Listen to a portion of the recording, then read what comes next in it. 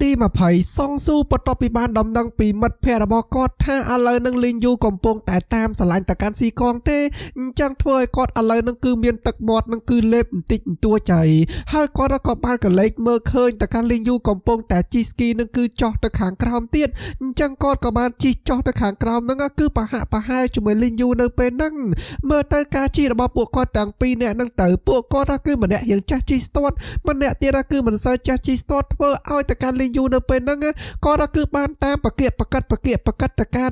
ซองซูนังเป็นนังแต่มาดองปันแต่เมื่อแต่การเคลียร์ระบซองซูเหมือนเป็นแต่ก่อนนังกำปงแต่จีน่าแต่ออกเคลียร์ระบซองซูเป็นนังก็คืออดบ้านประหยัดหนูกอดกับบ้านบกจมูกนังเคลียร์ระบกดมันเนี่ยเตี้ยท้ายนังเป็นบ้านบกจมูกนังเคลียร์ระบกดมันเนี่ยเตี้ยนังทั่วอ้อยเคลียร์ระบกดนังเป็นนังก็คือกันเล็กกันลับโดยเจี๋ยหลับบุทนคลั่งเป็นเต้นซองซูนังเป็นบ้านเคยแบบนังให้มันจำอยู่เต้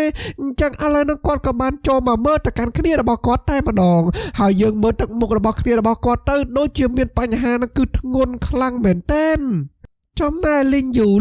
วันนึงไปได้ก่อนนั่นคือบานจีจอมมาขังกรอมมันก่อนนั่นคือบานเคยจมือเคลียร์ระบซองสู้กำปงแต่เมียนปัญหาแบบนั่งหนู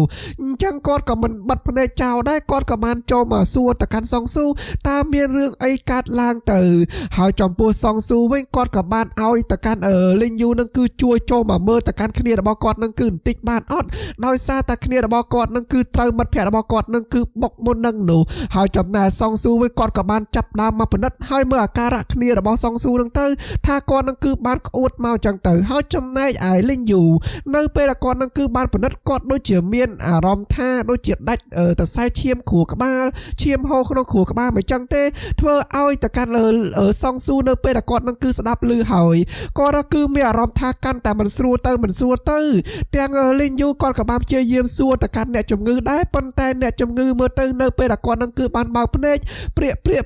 เมื่อแต่การลิงยูแต่งกอดนั่นคือสั่งหนึ่งปะปะอันใจตอบจากมวยหนึ่งซองสู้เตี้ยต่อปันแต่เนเป็นนั่งกอดคือมันอาจตรอบานเต้บ้านแต่มาเพลดากรูเป็ดในดับบอลนั่งกอดกับบ้านโจมาดับใบโยแต่การมันเนี่ยนั่นคือตั้งเหมือนตีเป็ดนั่งหนูปันแต่เนเป็นดับบ้านมาดอนในต่างออกนี่กรูเป็ดกำปงแต่เรียบจอมครูดับบอลกอดนั่นคือด่านั่นเลยปรองการนั่งปันแต่เนเป็นนั่งกอดคือบ้านสลับบัดแต่เฮ้ยทั่วเอาแต่การซองสู้ก็โดยจมูกนั่งคือดับบอลกอดนั่งเป็นนั่งคือการตะไผจังเนเป็นนังเมียนแต่ช่วยแซงโยแต่การเนี่ยจงเงยมันเนี่ยนังก็รักคือล้างแต่เลือปรองการจังแต่นังปันแต่ครูเป็ดเนดับบอลนังได้ซาแต่ก่อนนังคือบ้านดังลือฐานเลงยูนังก็รักคือเฉียวครูเป็ดได้จังเลงยูว่าประกอบจีอาแจ้วิธีซาส่งครูบันตวนติ่งตัวดับใบช่วยจีวัดมนหนึ่งประจุนตั้งเหมือนตีเป็ดนังหนูสนาซ่อมเอาแต่การเลงยูนังคือช่วยกอดเนเป็ดล้างลานเป็ดจมูกนังเคลียร์เตี้ยจังอะไรนังเลงยูจมูกนังข้างครูเป็ดขนมดับบอลนังก็บ้านประจุนจมูกเนี่ยจงเงยจ่อมาดอกขางกราวเรียบจอมสำเร็จบำเพ็ญงี้ไอ้ประธานเย็ดดำใบเอาแต่การเนี่ยจมงือนังประจุนเนี่ยจมงือลานแต่เลอลานเป็ดให้นังเรียบจอมประจุนจ่อตะขางกราวในขนมเป็ดดำบอลในขางขนมนังใต้มาดองลานกำปงแต่บาเตอร์บันเต็กมาดองหอยเมื่อตะการลินยูในขางขนมลานเป็ดนั่งเชื่อมวยในครูเป็ดในขางขนมดำบอลมวยนังได้ให้จำแนกครูเป็ดในขางขนมดำบอลนั่งเนี่ยแต่ออกเนี่ยนี่คือเจียการะตีมวยใหญ่ได้ก่อนนั่งคือบานจูบในขางขนมดำบอลมวยนั่งให้ก่อนคือตำแต่พลับโดมาอดตอนบานมาแคร์พองอะไรนั่งคือจูบอาการะอากระแบบนั่งเตียดให้จำแนกลินยูในเป็ดก่อนนั่งคือสดับลือให้ก่อนกับบานเชียเยี่ยมคอหรือก่อเชียเยี่ยมแตะตรงแต่การซีกองนำใบปรับแต่การซีกองนั่งหนูปันแต่ตูสาวบอซีกองโดยเฉียมันอาจแตะตรงนั่งคือบ้านน่ะจังอะไรนั่งกอดกับบ้านแตะตรงมากันหมาดบอกอดปรับแต่การหมาดบอกอดถ้าปะหายจะกอดอดบ้านแต่จูบหมาดบอกอดเต้นเป็นหลังเงี้ยนั่งโดยซาตาเลยนั่งคือเมียนเหมือนเดิมเนี่ยกำปงแต่สงกรุบันต้นกอดโดยเฉียเมียนอาการะได้แต่ใส่เชียมขู่กับบ้าจังปรับแต่การหมาดบอกอดถ้าปะหายเฉียหมาดบอกอดนั่งคือตลบเตะเตียมนเตอร์หอยจำปูลิงยูในขางขนมลานเป็ดเวงอะไรนั่งกอดคือในแต่ปตอกาคอแต่การซีกองเวงจังหายจำนายครูเป็ดในกับไม้กอดเวงเมื่อเตอร์ถ้ากอดคือเปิดเจียมีอารมณ์ท่ามันละออซอโดยซาแต่เมียนครูธนาบันตอนการล้างจำปูในกับไหลกอดนั่งหนูหายจำนายลิงยูเวงกอดกับบ้านปรับแต่การครูเป็ดนั่งได้ก็เอาครูเป็ดนั่งคือเมียนกาผัดไผ่เป็ดไอ้แต่นั่งเป็ดประจุดอมันตีเป็ดประกอบเจียไอเพียบานนั่งคือบ้านไหนหายมันนั่งลิงยูนั่งกับเปิดกอดคือจัดซานั่งอัดตอนพญาเตอร์ผ่องนั่งจัง ចឹងគាត់ក៏បានលុបសាររហូតមកដល់ឥឡូវហ្នឹងគាត់គឺមកដល់មន្ទីរពេទ្យនៅក្នុងក្រុងមួយហ្នឹង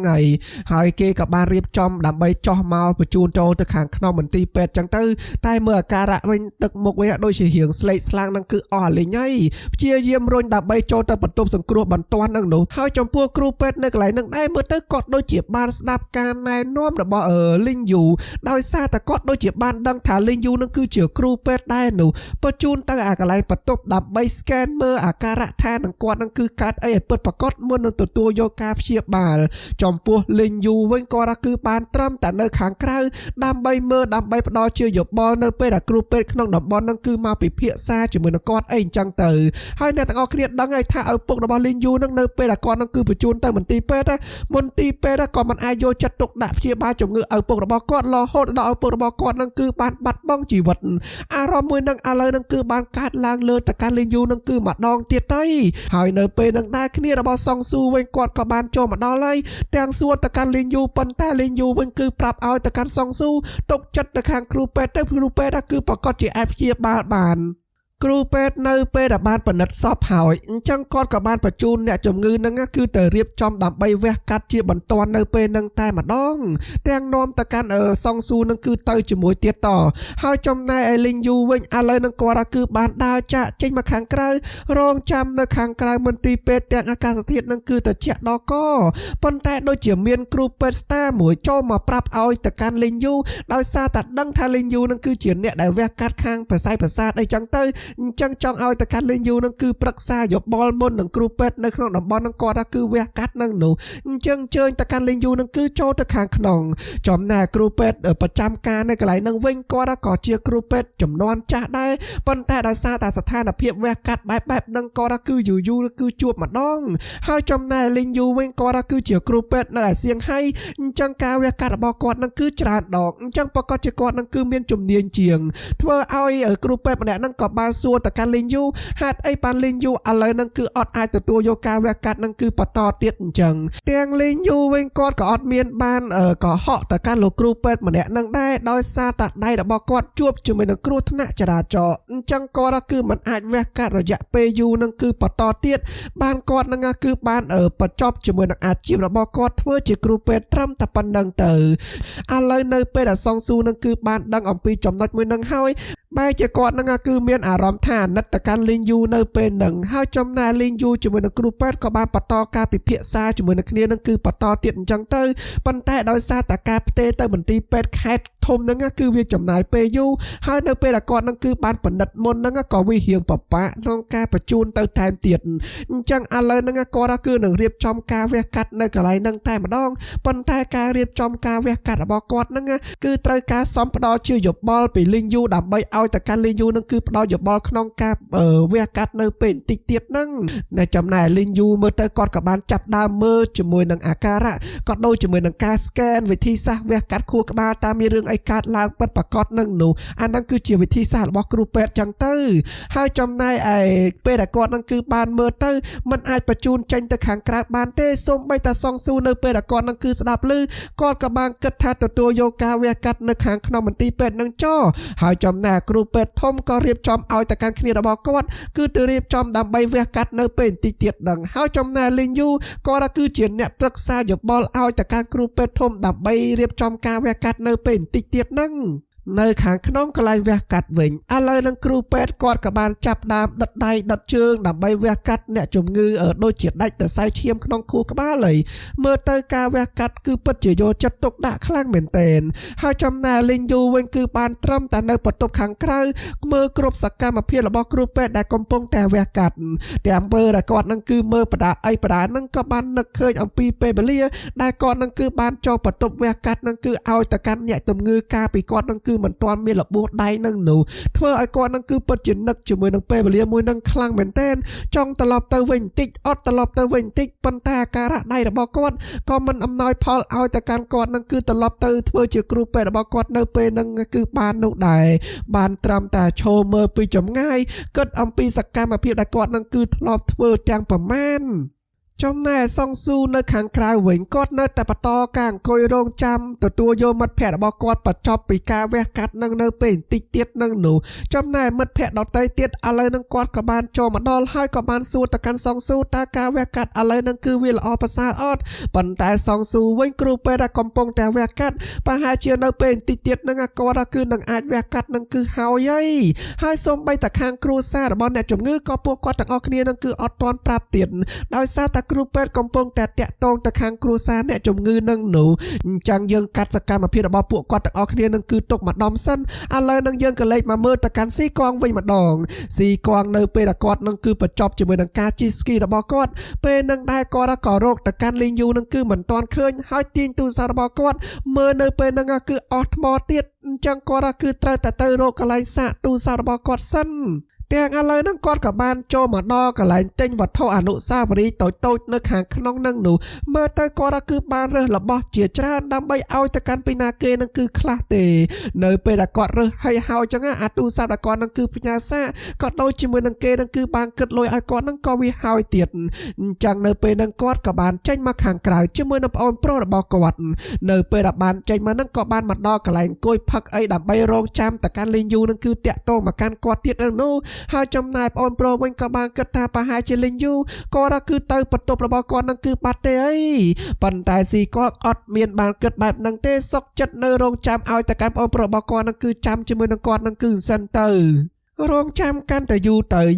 ក៏លេខមើលម៉ោងឥឡូវនឹងម៉ោង5មកគឺវាជិត6ហើយធ្វើឲ្យតែកាន់ពួកគាត់ទាំងពីរនាក់នឹងគឺគិតថាឥឡូវនឹងគួរតែរងចាំបន្តទៀតឬក៏អត់តែស៊ីកងវិញគាត់គឺមិនទាន់ចង់ទៅទេគាត់គឺនៅតែបន្តការរងចាំទៅកាន់លីងយូនឹងគឺបន្តទៀតអញ្ចឹងរងចាំយូរពេកនឹងក៏បានចុចផ្ញើសារមួយសួរទៅកាន់លីងយូតើលីងយូនឹងគឺនៅកន្លែងណាទៅចំពោះរងចាំសារដែលគេនឹងគឺតបមកវិញក៏មិនតបទៀតអញ្ចឹងនៅពេលហ្នឹងក៏បានខលទៅកាន់លីងយូប៉ុន្តែខលទៅកាន់លីងយូខលចូលលីងយូវិញគឺមិនបានលើកលេខទូរស័ព្ទរបស់គាត់ណាដោយសារតែគាត់នឹងគឺចូលនៅក្នុងអាបន្ទប់វះកាត់នឹងគឺបាត់នោះធ្វើឲ្យតកាន់ស៊ីកងនៅពេលហ្នឹងគឺមានការព្រួយបារម្ភតកាន់លីងយូកាន់តែខ្លាំងទៅស្របពេលដែលកំពុងតែគិតបែបហ្នឹងពីរអ្នកដែលកំពុងតែដើរចូលហ្នឹងគឺបាននិយាយថានៅពេលមុននឹងតិចគឺមានអ្នកជិះស្គីហ្នឹងគឺរងរបួសរហូតដល់បញ្ជូនទៅមន្ទីរពេទ្យហើយម្នាក់ដែលរងរបួសហ្នឹងគឺពាក់អាវខ្មៅទៀតខតែឮថាពាក់អាវខ្មៅធ្វើឲ្យតកាន់ស៊ីកងគឺបានគិតថាលីងយូនឹងតែម្ដងខតែមានការសង្ស័យបែបហ្នឹងអត់មានបានចាំយូរទេគាត់គឺត្រូវតែចេញទៅខាងក្រៅទៅអាកន្លែងព័ត៌មានដើម្បីសួរអំពីការមានរបួសពាក់ព័ន្ធជាមួយនឹងការជិះស្គីមួយនឹងនោះកន្លែងផ្ដល់ព័ត៌មានមួយនឹងនៅពេលដែលស៊ីកងនឹងគឺបានចូលមកដូចជាមន្ទីរពេទ្យតូចមួយនៅខាងក្នុងកន្លែងជិះស្គីនឹងចឹងគាត់ក៏បានចាប់ដើមសួររកទៅកាន់អ្នកដែលជិះស្គីពាក់អាវខ្មៅអាឡូគាត់នឹងគឺរងរបួសអីចឹងទៅនឹងចំណែកគ្រូពេទ្យម្នាក់នឹងគាត់ដូចជាអត់បានដឹងអំពីអាការៈទេដោយសារតែគេនឹងគឺបានបញ្ជូនទៅមន្ទីរពេទ្យភ្លាមបាត់ហើយអញ្ចឹងគ្រូពេទ្យម្នាក់ទៀតក៏បានចេញមកដូចជាបានបន្សល់ទុករបស់នឹងដូចជាអាស្គីដែលគេនឹងគឺបានជិះនឹងនោះធ្វើឲ្យតកាន់ស៊ីគាត់ក៏ដូចជាមួយនឹងជីងរូនៅពេលដែលគាត់នឹងគឺបានកលេចទៅឃើញជាមួយនឹងអារបស់ជីស្គីមួយនឹងសួរទៅកាន់គ្រូពេទ្យថាគេនឹងគឺបញ្ជូនទៅកាន់មន្ទីរពេទ្យមួយណាទៅហើយស៊ីគាត់នៅពេលដែលគាត់នឹងគឺដឹងថាមន្ទីរពេទ្យមួយណាមិនចាំយូរទេគាត់ជាមួយនឹងប្អូនប្រុសរបស់គាត់គឺចាប់ដើមហៅឡានតាក់ស៊ីក៏កំពុងតែជិះជាមួយនឹងគ្នានឹងគឺទៅដែរតែមើលទៅកាន់ស៊ីកងគាត់គឺពិតជាបារម្ភទៅកាន់លេងយូនឹងគឺខ្លាំងក្លាប៉ុន្តែប្អូនប្រុសវិញគាត់ក៏បានព្យាយាមនិយាយដើម្បីឲ្យតែកាន់បងស្រីរបស់គាត់រំងាប់ចិត្តកុំឲ្យបងស្រីរបស់គាត់នឹងគឺមានការព្រួយបារម្ភនឹងខ្លាំងពេកគាត់ក៏បានខលទៅកាន់ម៉ាក់របស់គាត់ដើម្បីឲ្យម៉ាក់របស់គាត់នឹងគឺខលទៅកាន់ម៉ាក់របស់លេងយូសំលេខទូរស័ព្ទរបស់ម៉ាក់របស់លេងយូនឹងនោះហើយម៉ាក់របស់ស៊ីកងវិញគឺលឿនទៀតគាត់ក៏បានខលមកប្រាប់ទៅកាន់កូនស្រីរបស់គាត់វិញថានៅពេលដែលគាត់នឹងគឺតាក់ទងទៅកាន់ម៉ាក់របស់លេងយូនឹងគឺអត់ឆ្លើយតបទេស៊ីកងឮបែបហ្នឹងហើយគាត់គឺកាន់តែភ័យមកកម្រិតទៅទៀតហើយត្រឡប់មកខាងមន្ទីរពេទ្យវិញឥឡូវនឹងខាងគ្រូពេទ្យទាំងអស់ដូចជាបានបញ្ចប់ការវះកាត់របស់គាត់ហើយកំពុងតែដេកជាមួយនឹងមុខរបួសនឹងគឺឲ្យហើយនឹងនោះហើយមើលទៅលីងយូវិញគាត់គឺអត់ចេញទៅឆ្ងាយណាទេចំណែកស៊ីកងវិញឥឡូវនឹងគាត់ក៏បានជិះឡានតាក់ស៊ីគឺមកដល់មន្ទីរពេទ្យរត់ចូលទៅខាងក្នុងសួររកកន្លែងបន្ទប់វះកាត់នឹងនោះអញ្ចឹងនៅពេលដែលគាត់នឹងគឺបានដឹងហើយបន្តការរត់ចូលទៅខាងក្នុងទៀតហើយចំណែកគ្រូពេទ្យវិញគាត់ក៏បានចេញមកប្រាប់ទៅកាន់សាច់ញាតិថា ការវះកាត់នឹងគឺទទួលបានជោគជ័យខ្លាំងមែនទែនអញ្ចឹងអ្នកជំងឺប្រហែលជាសន្លប់រយៈពេល12ទៅ24ម៉ោងងំតែគាត់នឹងគឺបានដឹងខ្លួនត្រឡប់មកវិញប្រាប់ឲ្យតែកាន់អ្នកទាំងអស់គ្នានឹងគឺអស់ឲ្យការព្រួយបារម្ភអីធ្វើឲ្យតែកាន់លេងយូវិញគាត់ក៏បានដកដង្ហើមធំថាការជួយរបស់គាត់នឹងគឺពិតជាមានប្រសិទ្ធភាពកំពុងតែដើរចាក់ចេញទៅខាងក្រៅក្លែកមកមើលតែកាន់អ្នកទាំងអស់គ្នានឹងគឺម្ដងទៀតដោយសារតែគាត់ក៏មានមោទនភាពអ្វីដែលគាត់កំពុងតែជួយទៅកាន់អ្នកជំងឺដែលកំពុងតែមានបញ្ហាធ្ងន់ធ្ងរនឹងនោះស្របពេលដែលគាត់កំពុងតែមើលទៅកាន់អ្នកទាំងអស់គ្នានៅពេលនឹងដែរស៊ីកងវិញគឺរត់លឿនដែរឥឡូវនឹងគាត់ក៏បានរត់មកក៏លេចមកខាងបន្ទប់វះកាត់នឹងគឺបានឃើញទៅកាន់លីងយូ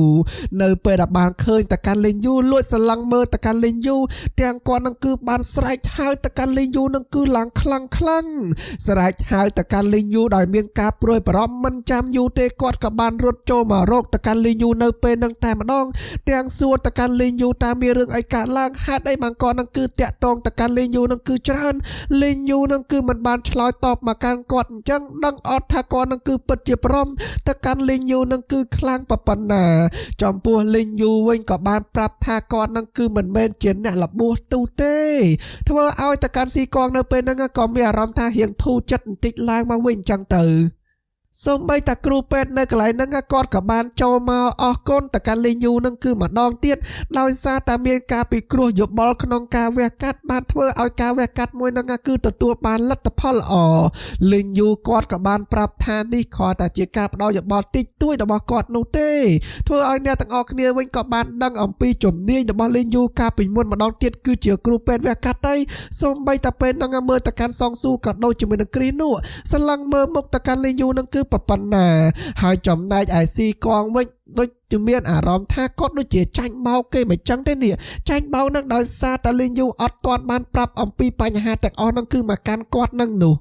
លេងយូគាត់ក៏បានប្រាប់ឲ្យទៅកាន់ស៊ីកងនឹងគឺរងចាំគាត់នឹងគឺបន្តិចទៅអញ្ចឹងគាត់ក៏បានចូលទៅខាងក្នុង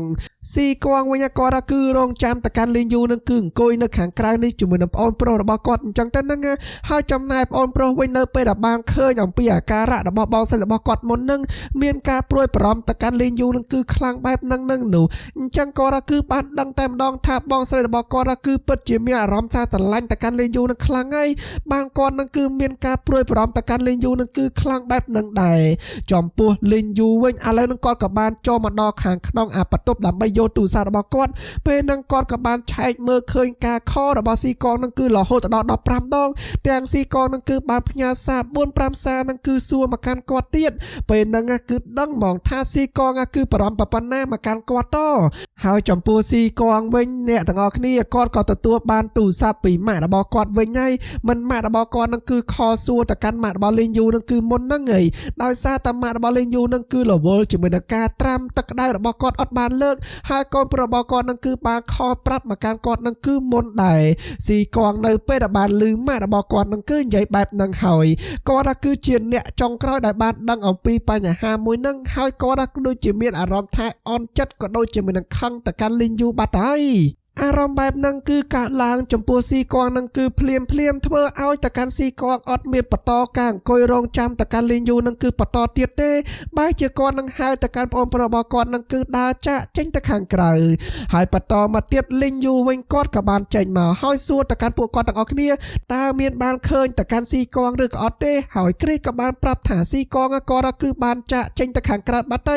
រៀបចំនឹងរត់ទៅហ្នឹងប៉ុន្តែគ្រូពេទ្យម្នាក់ទៀតក៏បានខលមកហើយជាមានខាងគ្រូពេទ្យនៅខាងក្នុងដែលបានខលមកអត់ទាន់បាននិយាយមុននឹងនោះអញ្ចឹងគាត់គឺចង់និយាយជាមួយលីងយូហើយលីងយូវិញគាត់ក៏បាននិយាយលើកទូរស័ព្ទរបស់ដូចជាលោកគ្រូរបស់គាត់ឯងលោកគ្រូរបស់គាត់គឺបានដឹងថាលីងយូគឺបានជួយក្នុងការវះកាត់មុននឹងនោះអញ្ចឹងគាត់ក៏បានដឹងថាលីងយូនឹងគឺនៅតែអាចធ្វើជាគ្រូពេទ្យនឹងគឺបានអញ្ចឹងទោះបីជាលីងយូនឹងគឺមានបញ្ហាដៃរបស់គាត់យ៉ាងម៉េចក៏ដោយទាំងចង់ឲ្យតកាលីងយូនឹងគឺគិតពិចារណាម្ដងទៀតដើម្បីឲ្យលេងយូនឹងគឺត្រឡប់មកធ្វើជាទីប្រឹក្សាអញ្ចឹងទៅហ្នឹងទោះបីជាលេងយូនឹងគឺមិនអាចវះកាត់នឹងគឺបានយ៉ាងម៉េចក៏ដោយប៉ុន្តែលេងយូវិញគាត់គឺអត់ទាន់ផ្ដល់ជាចម្លើយឲ្យទៅកាន់លោកគ្រូរបស់គាត់ទេទាំងគាត់ក៏បញ្ចប់ការនិយាយទូរស័ព្ទរបស់គាត់នឹងគឺត្រឹមតែប៉ុណ្្នឹងដែរ trong này si quang vĩnh sốc chất tranh mà kháng krau cho rong cham tạiการ lên du នឹងគឺនៅខាងក្រៅទាំងមេចាកំពុងតែតិចខ្លាំងទៀតបងអូនប្រុសក៏មានការព្រួយបារម្ភទៅកាន់បងស្រីរបស់គាត់ដែរទាំងគាត់នឹងគឺព្យាយាមនិយាយជាមួយនឹងបងស្រីរបស់គាត់ទៀតប៉ុន្តែមើលទៅកាន់ស៊ីកងដូចជាមានអារម្មណ៍ថាមិនចឹងទេនេះខឹងដល់កទាំងពេលនឹងលេងយូវិញគាត់ក៏បានចេញមកដល់ខាងក្រៅអ្នកទាំងអស់គ្នាមើលទឹកមុខរបស់ស៊ីកងទៅនៅពេលដែលបានឃើញទៅកាន់លេងយូទាំងគាត់គឺនឹងចង់មានពាក្យនិយាយជាមួយលេងយូទៀតទាំងលេងយូនឹងគឺចង់ឲ្យទៅកាន់អ្នកទាំងអស់គ្នាទៅញ៉ាំឲ្យសិនទៅឥឡូវនឹងគឺវាយប់ហើយប៉ុន្តែស៊ីកងអត់ចង់ទៅញ៉ាំទេគាត់គឺចង់និយាយជាមួយនឹងលេងយូទាំងគាត់នឹងគឺសួរទៅកាន់លេងយូនឹងថាចេះតែលេងយូនឹងគឺបានដឹងអត់ថាគាត់នឹងគឺមានការព្រួយបារម្ភទៅកាន់លេងយូនឹងគឺប្រប៉ុណ្ណាជិះ50នាទីពីអាកន្លែងជិះស្គីនឹងដើម្បីមកដល់មន្ទីរពេទ្យហើយគាត់គឺព្យាយាមសួរគេសួរនោះដើម្បីដឹងអំពីលេងយូនឹងគឺកើតអីហើយលេងយូវិញនៅពេលដែលមានបញ្ហាហេតុអីបានលេងយូនឹងគឺមិនបានខលមិនបានផ្ញើសារមកកាន់គាត់អញ្ចឹងគាត់ដឹងថាទូរស័ព្ទរបស់គាត់នឹងគឺបានអាលុតមែនប៉ុន្តែហេតុអីបានលេងយូនឹងគឺមិនបានផ្ញើសារប្រាប់មកកាន់គាត់ឲ្យគាត់នឹងគឺបានដឹងហើយគាត់គឺនៅតែបន្តការបារម្ភទៅកាន់លេងយូរយៈពេល1ម៉ោង2ម៉ោងនឹងគឺចុងក្រោយលេងយូវិញបានត្រឹមតែសំទោសទៅកាន់ស៊ីកងប៉ុន្តែស៊ីកងមិនទទួលយកការសំទោសរបស់លេងយូទេដោយសារតែលេងយូឲ្យគាត់នឹងគឺមានការបារម្ភហើយរឿងរ៉ាវទាំងអស់គាត់គឺបានដឹងនៅពីក្រោយគេថែមទៀតមើលទៅគាត់គឺមិនមែនជាមនុស្សសំខាន់របស់លេងយូទេបានលេងយូនឹងគឺមិនយកចិត្តទុកដាក់ចំពោះគាត់នឹងគឺបែបហ្នឹងនោះលេងយូវិញស៊ីកងនិយាយម៉ាត់បែបហ្នឹងហើយឡានតាក់ស៊ីក៏បានមកដល់ស៊ីកងអត់និយាយច្រើនទៀតទេឡើងឡានតាក់ស៊ីហើយគាត់ក៏បានដើរចាក់ចេញជាមួយនឹងបងប្រុសរបស់គាត់ទៅរហូតមកដល់ឥឡូវស៊ីកងគាត់ក៏បានមកដល់ផ្ទះរបស់គាត់ទៅហើយនៅពេលដែលបានឃើញម៉ាក់របស់គាត់ក៏បានលាទៅកាន់ម៉ាក់របស់គាត់ថាគាត់នឹងគឺសំឡើងទៅខាងលើសិនដីម៉ាក់គាត់ក៏បានសួរទៅកាន់កូនប្រុសរបស់គាត់ម្នាក់ទៀតតែមើលទៅអ្នកទាំងអស់គ្នាជីងរូវិញគាត់បកស្រាយឲ្យទៅកាន់ម៉ាក់របស់ស៊ីកងនឹងគឺបានដឹងដែរហើយចំណែកឯលេងយូវិញលេងយូកំពុងតែជិះឡានត្រឡប់ទៅវិញហ្នឹងក៏គាត់នឹងគឺព្យាយាមតាក់ទងទៅកាន់ស៊ីកងដែរប៉ុន្តែស៊ីកងនេះឮសំឡេងទូរស័ព្ទប៉ុន្តែគាត់អត់បានលើកលេខទូរស័ព្ទរបស់លេងយូទេបិទលេខទូរស័ព្ទរបស់លេងយូនឹងគឺចោលនៅពេលនឹងទៀតធ្វើឲ្យទៅកាន់លេងយូកើតអារម្មណ៍ថាបារម្ភទៅកាន់លើស៊ីកងនឹងគឺម្ដងវិញហើយចាំមើលតែគាត់នឹងគឺនឹងអាចដោះស្រាយជាមួយនឹងការព្រួយបារម្ភគ្នានឹងគឺយ៉ាងម៉េចតាមដានជាមួយនឹង admin ដែលភាគក្រោយទៅអ្នកទាំងអស់គ្នាប្រកាសជាដឹងអរគុណអ្នកទាំងអស់គ្នាខ្លាំងមែនទែនដែលបានតាមដានទស្សនាតាំងពីដើមដល់ចប់ចាំជួបជាមួយនឹង admin ភាគទី21បន្តទៀតបាយ